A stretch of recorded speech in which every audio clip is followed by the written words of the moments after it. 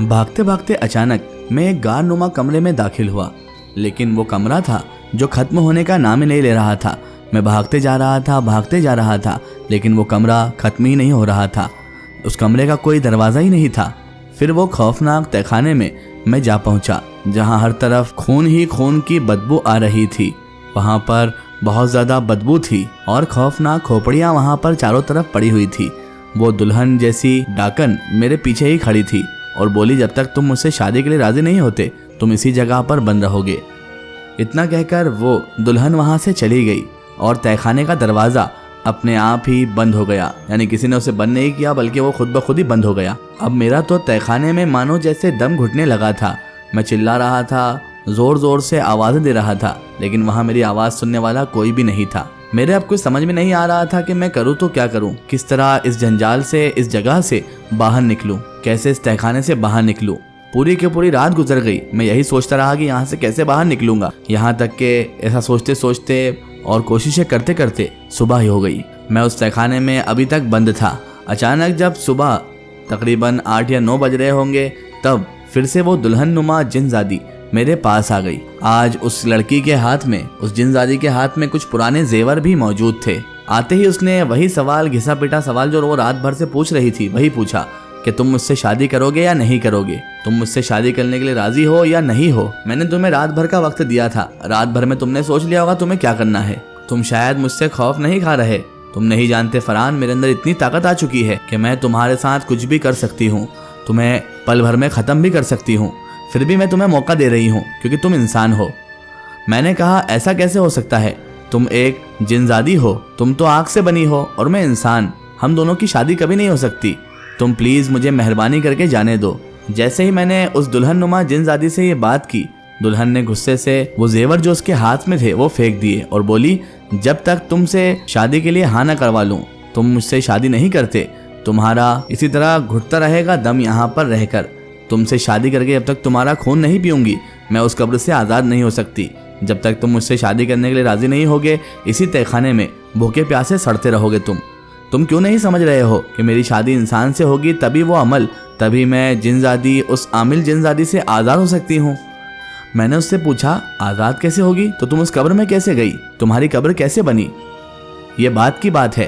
पहले तुम मुझसे शादी करोगे तब मैं तुम्हें बताऊंगी, जब तुम मेरे शौहर बनोगे। मैंने कहा, ऐसा नहीं हो सकता, मेरी तुम्हारी शादी नहीं हो सकती। मैं इंसान हूँ, इंसान मिट्टी से बना है। तुम इंसान नहीं हो, तुम एक जिनजाद हो। वो बोली, तुम इंसान हो तो क्या हुआ, मेरी शादी तो तुमसे ही होगी फरहान, और मैं तुमसे शादी करके ही रहूंगी।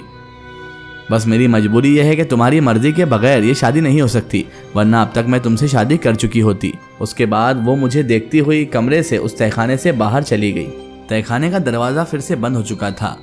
मेरे लिए अब बहुत ज़्यादा मुसीबत हो चुकी थी, क्योंकि वो जिनजादी मुझसे शादी करने के पीछे पड़ी हुई थी। मेरे लिए अब कोई भी वहाँ से निकलने का रास्ता नहीं था।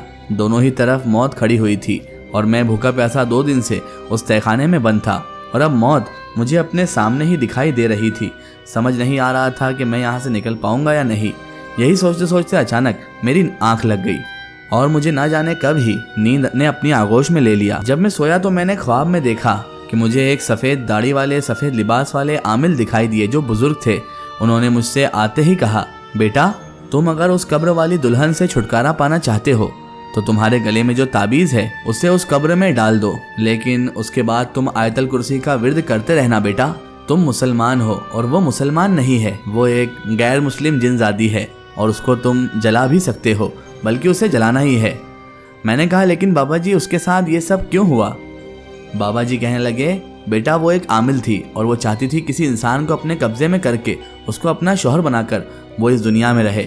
वो कब्जा करना चाहती थी और उसको बेशुमार ताकत भी चाहिए थी। तो फिर एक आमिल जिनजादी ने उसे ही उस कब्र में डाल दिया कि जब तक तुम इस कब्र में रहकर ही किसी इंसान को अपने ऊपर फिदा न कर लो या उससे शादी न कर लो, तब तक तुम भी यहाँ से निकल नहीं सकती। उसने अपना अमल तो पूरा कर लिया था, लेकिन तुम यहाँ पर आए और तुमने यहीं आकर चिराग जला दिया और उसे अपनी कब्र से निकलने का मौका मिल गया। वो कब्र से निकल गई, लेकिन क्योंकि तुम हमारे साए में हो, हमारे मुरीद हो, इसीलिए अब तुम आयतल कुर्सी का विर्द करो और मुसलमान होने का ये फ़ायदा उठाओ। अल्लाह ताला से दुआ मांगो, यहाँ पर 2 नफिल नमाज पढ़ो और फिर यहाँ से निकलने के लिए तुम्हें सबसे पहले वजीफ़ा करना है। फिर तुम्हें वो काम करना है जो हमने तुमसे कहा है। मैंने उन बुजुर्ग का ख्वाब देखकर जैसे ही नींद मेरी खुली, दीवारों से तयम्मुम किया क्योंकि वहाँ पर पानी तो था नहीं। फिर बुजुर्ग की बातों पर अमल किया और मैंने वहाँ पर 2 रकात नफिल नमाज अदा की और उसके बाद आयतल कुर्सी पढ़ना मैंने शुरू कर दी। मैंने 100 बार कुछ आयतल कुर्सी पढ़ी, फिर अल्लाह ताला से दुआ की, या रब मुझे इस मुसीबत से निकाल, वो भी मेरी तरह तेरी एक मखलूक है, तो उसे मेरी तरह उसके सही ठिकाने पर पहुंचा दे। मैं ये सब कुछ अपनी नींद में कर रहा था। जब मैं जागा तो मेरे माथे पर पसीना था, यानी जो कुछ मैंने किया था सब बेहोशी के आलम में किया था। मैं तो हैरान हो चुका था। मेरे मुर्शिद ने आकर मुझे ये एक तरीका बता दिया था। मैंने अपने गले में ताबीज़ को देखा और फैसला किया कि इस ताबीज़ को उस कब्र में डाल दूंगा। रात को जब वो दुल्हन नुमा जिन्नज़ादी मेरे पास आई और उसने मुझसे पूछा कि तुम मुझसे शादी करने के लिए तैयार हो, तो मैंने एक बार में हाँ कर दिया। मैं तुमसे शादी करने के लिए तैयार हूँ, लेकिन मेरी एक शर्त है, शादी हम उस कब्र के पास करेंगे। उस दुल्हन नुमा जिन्नज़ादी के तो खुशी के ठिकाने नहीं थे। वो खुशी खुशी राजी हो गई। उसने दुल्हन के सारे जेवरात पहन लिए और कहा कि चलो चलो मेरे साथ फरहान, आज हम दोनों शादी करेंगे। हर तरफ अंधेरा फैला हुआ था, लेकिन अचानक से ही फिर चिराग की रोशनी ने हर तरफ शादी का समा बर्पा कर दिया था। शादी का समा बन चुका था। फिर वो दोनों कब्र के पास चलकर आ गए। मैंने कब्र के पास आते से ही उससे कहा, मैंने कहा कि ये बताओ सबसे पहले कि इंसान से शादी करना क्यों चाहती हो। वो कहने लगी, मैं यहाँ पर कब्जा करना चाहती थी। मैं चाहती थी कोई इंसान मेरा शौहर बने और उससे होने वाले बच्चों को मैं अपने पास रखकर उनको भी वो इल्म सिखाऊं और जिससे वो आधे जिन्नात आधे इंसान हो जाएंगे। फिर यहाँ की बस्ती पर मैं कब्जा करके तमाम इंसानों को अपने हिदायत यानी अपना गुलाम बनाती और इसी वजह से मैं तुमसे शादी कर रही हूँ। हजारों सालों तक मैंने इंतजार किया है और आज तो मेरे शौहर बन जाओगे तुम।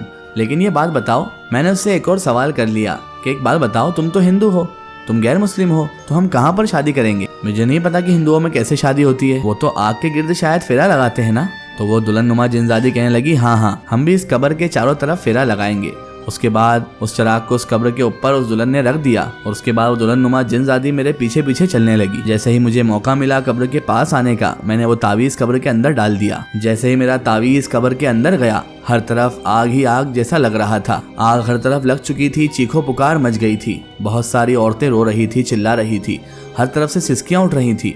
और वो दुल्हन जैसी जो जिन्नज़ादी थी, उस पर जैसे ही मेरी नजर उठी, मेरे तो होश ही उड़ गए।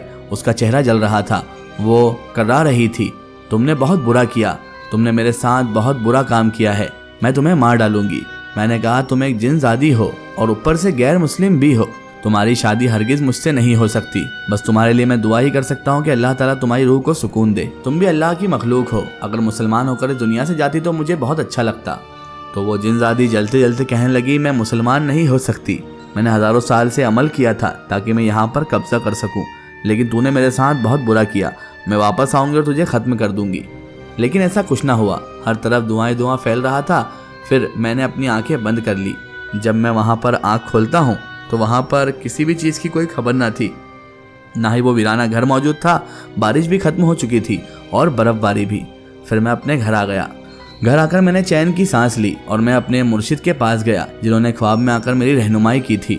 मैंने जाकर उनका शुक्र अदा किया और मेरे मुर्शिद को मुझसे पहले वो पूरा वाक़या, वो पूरा किस्सा मालूम था कि मेरे साथ क्या हुआ और क्या नहीं।